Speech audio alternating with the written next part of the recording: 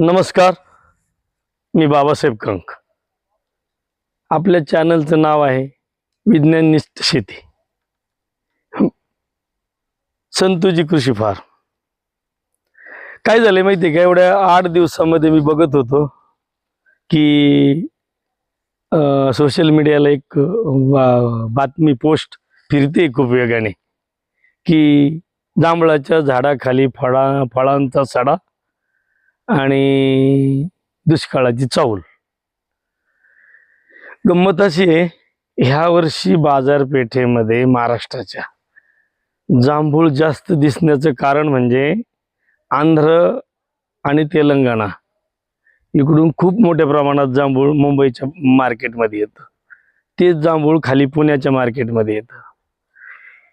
आपण संज्ञान होण्याच्या अगोदरच गेली 10 ते 15 वर्ष ह्या लोकांनी कोकणामध्ये बारडोली नावाची जी जात होती, जी कोकण कृषी विद्यापीठाने डेव्हलप केली, त्याची लाखोच्या संख्येने कलम तिकडे आंध्र आणि तेलंगणात नेऊन लावले आणि आज तो सगळा माल इथे महाराष्ट्रामध्ये डंप होतोय.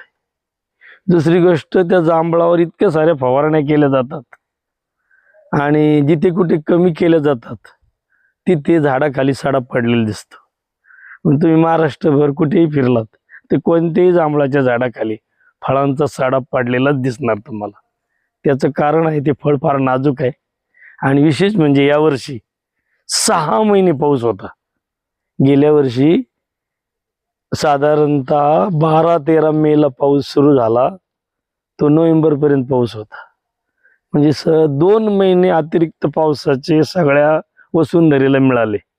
आणि आंबा असेल, जांभूळ असेल, यावर दरवर्षीपेक्षा 20% जास्त फ्लावर आणि 20% जास्त फुलं आली. पुढे अतिउष्णता मानाने ती फुलगळ झाली वगैरे, तो भाग वेगळा. ज्याची काही सेटिंग झाली तेही अपरिपक्व अवस्थेमध्ये गळण्याचं प्रमाण यावर्षी दरवर्षीपेक्षा वाढलं. सांगण्याचा हेतू असा, एवढं सगळं आज विज्ञान उपलब्ध असताना कसल्या तरी अंधश्रद्धेवर विश्वास ठेवून कसल्या तरी बातम्या पसरवत राहणं हे अत्यंत चुकीचं आहे. आपण का अधिकारवाणीनं बोलतो की महाराष्ट्रात कुठेच नाही एवढी मोठी हजारोच्या संख्येने जांभळाची झाडं आपल्याकडे आहेत. आता इथे कुठे सडा आहे आम्ही तुम्हाला दाखवू शकतो. इथे ते तितक्या प्रमाणात सडा पडणारच नाही. कारण काय होतं की आपण फळ नियंत्रित ठेवतो, त्याच्यावर विनाकारण खतं फवारण्या करत नाही आणि वेळीच काढणी सुरू करतो. जी पडायची तेवढी पडतातच.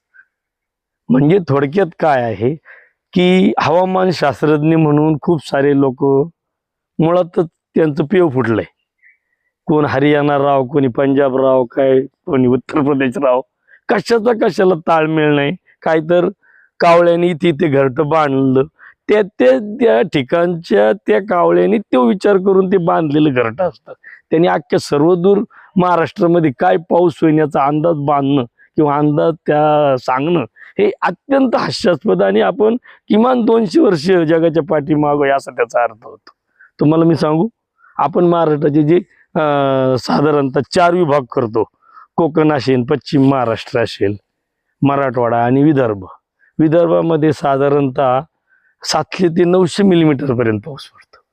हजारो वर्षाच्या प्रयोगातून तिथल्या शेतीनं आणि निसर्गाने तुम्हाला काही पिकं दिली होती आणि त्याच पिकांची लागवड, त्याच पिकांचं ते बीज वारंवार ठेवणं, त्याच पिकांचं संवर्धन करणं हे चालून हजारो वर्ष शेती चालत होती.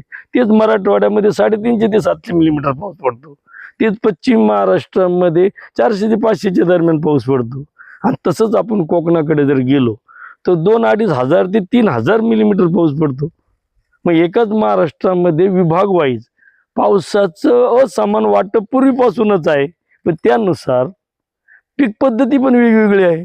आता साधा माझ्या जिल्ह्याचा विचार करायचा झाला, अहिल्यानगर, तर कर्जत असेल, जामखेड असेल, असे काही तालुके आहेत की तिथं ज्वारीसारखं पीक होत होतं. पोळ्यानंतर पेरणी होत होती. साधारणतः 300 ते 500 मिलीमीटर पाऊस पडत होता तिथे, म्हणून ती पीक पद्धती होती. तिथली जी गाय आहे, ती खिलार गाय, ती पाऊस पडला की गोट्यात कालवणते. आणि इकडं अकोला या आमच्या जिल्ह्यातला तालुका आहे, तिथं साधारणतः 2,500-3 हजार मिलीमीटर पाऊस पडतो.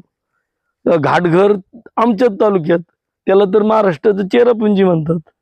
म्हणजे काय, तिथं वेगळी पिकं घेतली जातात, तिथं भात होतो, तिथली डांगी गाय पावसात चारा खाते शेतात. याचा अर्थ असा आहे विभाग वाईज ह्या ज्या गोष्टी हजारो प्रक्रिया करू, हजारो काय म्हणतात त्याला प्रयोग होऊन जे सिद्ध झाले होते, त्यानुसार जर आजही पीक पद्धती ठेवली, ते बियाणं ठेवलं, तर आजही दुष्काळ नाही. हजारो वर्षापासून तयार झालेली जी इकोसिस्टीम आणि बायोडायव्हर्सिटी आपण नष्ट करून आज पूर्णपणे मानवनिर्मित दुष्काळ आहे. मुळात समजा यावर्षी आता जो पावसाचा मोठा खंड जाणवतो, आपण अशी कल्पना करू की मराठवाड्यात जेवढा अपेक्षित होता तेवढा पाऊस याही वर्षी पडला, तरी दुष्काळ जाणवणार आहे का? तो जाणवणारच आहे. त्याचं कारण असं आहे की मुळात सोयाबीन असेल, त्याला 500 ते 700 मिलीमीटर पाणी लागतं. कापूस, त्यालाही 700 मिलीमीटर पाणी लागतं. त्याच्यानंतर असली मका, त्यालाही 700 मिलीमीटर पाणी लागतं. तेवढा पाऊस तिथं पडणारच नव्हता. मुळात मराठवाड्याची ही 3 पिकं होती का? नव्हती. म्हणजे तुम्ही जर चुकीची पीक पद्धती आणली, आता समजा आम्ही पश्चिम महाराष्ट्रामध्ये ऊस लावतो, जर खऱ्याने धरणं भरली नाही तर ऊस लावणं इथं उचित आहे का? इथलं ते पीक होतं का?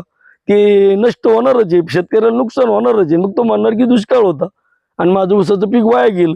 मुळात ह्या शेतीचं ऊस पीक आहे का? खूप साऱ्या गोष्टी आहे. आपल्याला फार विज्ञानावर आधारित शेती करावं लागेल. ह्या ज्या काही वावड्या उठतात ना अशा अंधश्रद्धेच्या, यावर विश्वास ठेवू नका. शास्त्रज्ञ जगभरातले पावसाचे खूप सारे अंदाज सांगत असतात आणि त्यातली त्यात भारताच्या उपखंडातले अंदाज बरोबर येण्याची शक्यता अत्यंत कमी असते. त्याचं कारण असं, आपल्याकडे मोसमी पाऊस पडतो. जगात पाऊस नावाचा कुठेच मोसम नाही. जगात ऋतू नाही आहे पावसाळा. पाऊस हा वर्षभर पडण्याची गोष्ट आहे. हिवाळा आणि उन्हाळा एवढे 2च ऋतू जगात आहेत. आपल्याकडे आपण 3 ऋतू मानतो. त्याचं कारण असं की एक विशिष्ट वाऱ्या मोसम, त्या काळातल्या मोसमी वाऱ्यापासून आपल्याला पाऊस येतो, म्हणून आपण त्याला मोसम म्हणतो.